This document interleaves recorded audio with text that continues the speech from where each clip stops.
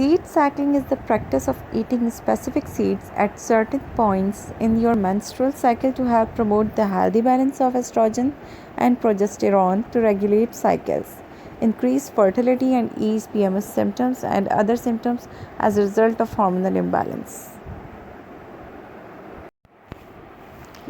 What is seed cycling and how does it work? One of the best things about seed cycling is that it can be beneficial at any age in the woman's life. But I often suggest it to women who are going through the process of coming off hormonal birth control as a way to get their natural cycle back and start improving their hormonal health naturally.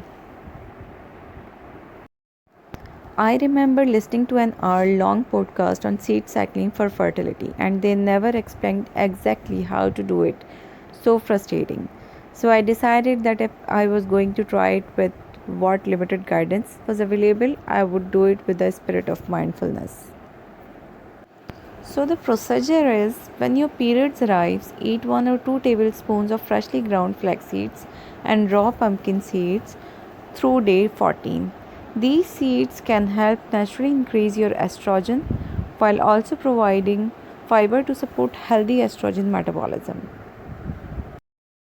Then eat sesame seeds or sunflower seeds during the luteal phase, days 15 through 28.